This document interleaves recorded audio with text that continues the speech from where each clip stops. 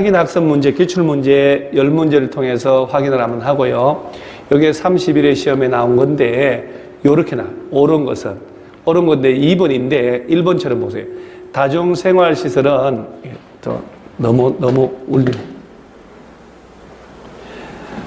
이런 식으로 낼 때 이걸 틀리면 안 되거든. 다중생활시설은 준주택에 해당하지 않는다가 아니고 해당한다. 오다노기, 오피스텔, 다중생활시설, 노인복지주택, 기숙사. 이런 식으로 장난치는 거야, 이렇게. 그 다음에 2번을 잘 봐요. 주택도시기금으로부터 자금을 지원받아 건설되는 전용면적 85 이하잖아. 주택은 국민주택에 해당하는 거 맞죠? 자, 국민주택은 국가나 자치단체, LH나 지방공사가 건설하는 85 이하이거나 국가 지자체의 재정이나 주택도시 기금의 자금 지원으로 건설되는 85 이하면 국민주택이니까 84짜리. 오케이. 자, 간선시설은 아까 도로나 상하수도, 전기, 가스, 통신, 난방시설 등을 말하는 게 아니고 이러한 기관시설을 단지 안에 동종의 기관시설에 연결하는 걸 간선시설이다라고 하는 거예요. 방범설비 같은 거는 부대시설이고 주민 공동이용시설은 복리시설이잖아요. 와글와글 사람들이 많으면 복리, 아무도 없으면 부대. 이 정도 레벨이 실전 레벨. 자, 2번 문제가 요거는 또 30회 시험. 내가 최근 기출문제 소개하려고 그래요. 자, 옳은 건데 답은 1번 보세요. 단지에 해당하는 도로가 폭 8m 이상인 도시계획 예정도로로 분리되면 각각 별개 단지다. 자, 아까 별개 단지가 되려면 21팔도라고 외우라 그랬죠. 일반 도로는 폭이 얼마 이상? 20m 이상. 도시계획 예정도로는 8m 이상 지나가면 별개 단지. 1번이 맞고. 자, 2번 보세요. 단독주택에는 건축법에 따른 다가구주택이 포함되지 않는다. 자, 단독주택은 단독, 다중, 다가구까지 포함이 됩니다. 공동주택에는 아파트, 연립, 다세대까지고 기숙사는 포함되지 않습니다. 이거는 준주택이었죠, 아까.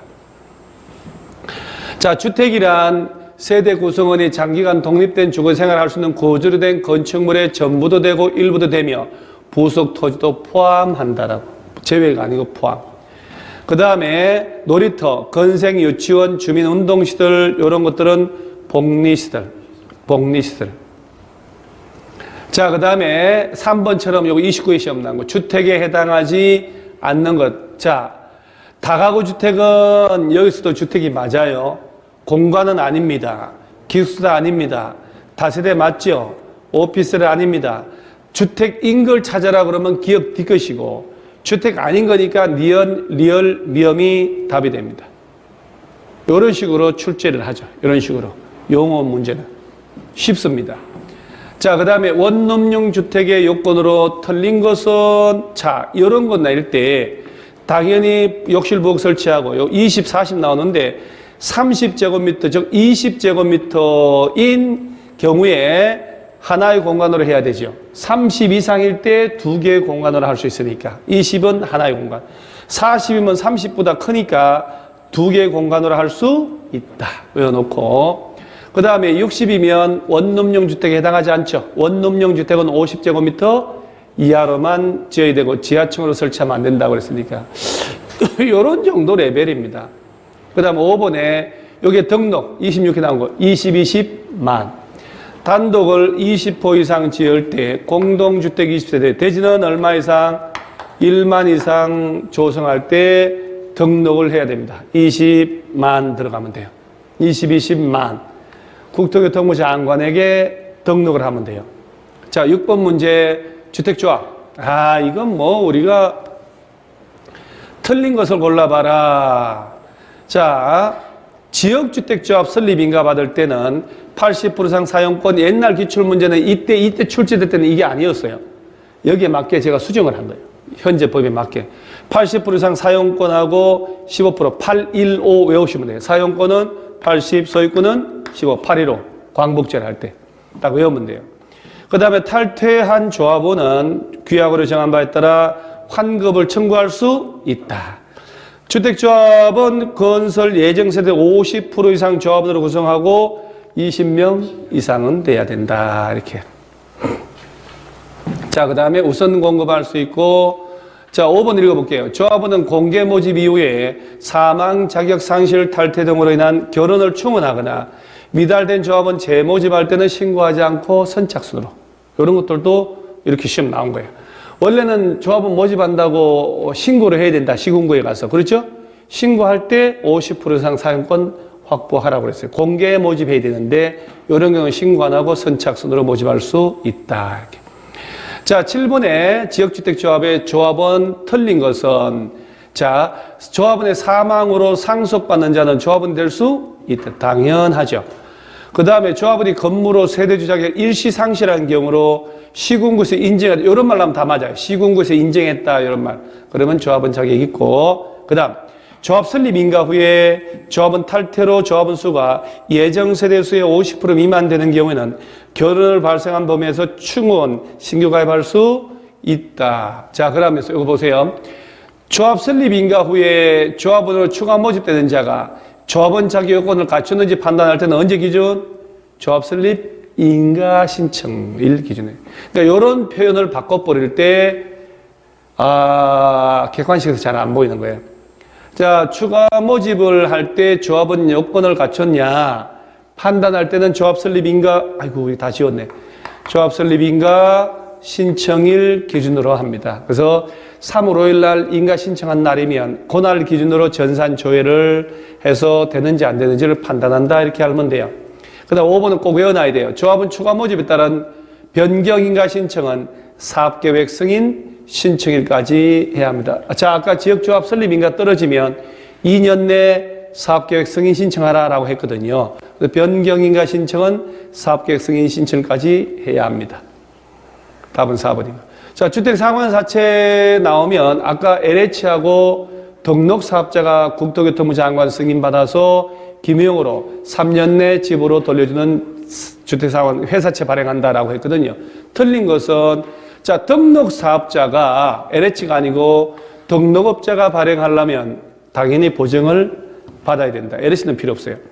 또 주택상환사채는 취득한 사람의 성명을 채권에 기록하지 않으면 발행자 제3자에게 대항할 수 없고, 원래는 원부를 바꾸고 대항하려면 채권도 바꾸고, 등록사업자가 등록이 말소된 경우에는 그가 발행한 주택상환사채 효력은 상실할까요? 안 할까요? 안 하죠. 왜? 보증을 받았기 때문에. 등록업자가 중간에 등록이 말소됐다 하더라도 그가 발행한 주택상환사채는 효력에 영향을 미치지 않는다, 괜찮다라고 하는 걸 기억을 하셔야 돼요. 이거 홈피하고 전부 다 정답 해설 다 올라가기 때문에 그냥 편안하게 보세요. 어차피 미친 듯이 문제 풀어야 돼, 나중에. 또 반복해서. 그래서 너무만 메모하지 말고. 그 다음에, 아까 답은 아까 3번 나왔어요. 나머지 다 맞으니까 한번 읽어보시고. 자, 9번을 볼게요. 투기과열지구. 투기과열지구. 이게 옳은 건데, 이거 어려운 문제였어요. 그 당시에. 함정 비스무리 해가지고. 잘 보세요. 옳은 것은. 자, 주택가격 상승률은 물가 상승률보다 현재 높다. 2배를 12개월 초과한다. 이 말 나오면 시군구청장이 지정한대요. 투기과열지구라. 아까 투기과열지구는 투마리 치킨. 국토교통부 장관 또는 시도지사가 지정한다. 이렇게 꼭 외워놓으셔야 돼요. 시군구가 지정하는 거 아니에요. 자, 2번처럼 보세요. 시도지사가 투기과열지구 지정할 때 시군구하고 협의한다 이렇게 냈잖아요. 시도지사가 지정할 때는 높은 사람, 국토교통부 장관하고 뭐하고 협의를 해라 이렇게. 자, 3번을 줘보세요. 재밌는 거 나옵니다. 이거 실제 중개사 시험 나왔는데 아파트 관리소장 시험, 주택관리사 시험에서도 나온 거예요. 투기과열지구로 지정되면 투기과열지구 내 기존 주택에 대해서 전매제한, 투기과열지구 안에 기존의 주택도 못 팔게 되면 서울시내 전부 다 모든 주택 못 팔게 해요? 틀렸죠, 그러면? 자, 투기과열지구 묶이면 뭘 못 팔게 한다고 그랬을까요? 아까 입주자로 선정된 지위, 분양권을 못 파는 거지. 기존 주택은 아무 관계 없습니다. 4번, 주택의 분양계획이 직전월보다 30% 이상 증가했다. 이거 지정하면 안 되죠. 증가한 곳이네. 증가한 곳에 분양계획이 확 줄어들었을 때. 위축될 우려가 있는 거. 그 다음에 5번에 투기과열지구에서 건설 공급된 주택에 입주자로 선정된 지위를 답은 쉬워요. 세대원 전원 해외로 이주하게 돼서 사업주체 동의받아 전매할 때는 전매제한 적용하지 않습니다. 전원 가야 됩니다. 해외로. 아예 이민을 가거나 2년 이상 체류한다. 그러면 사업주체 동의받으면 전매제한을 적용하지 않습니다. 자, 10번. 요게 케이스 문제인데 좀 됐는데 문제가 정말 괜찮은 문제입니다. 세대주인 갑이 취득한 주택은 전매제한 기간 중에 있다.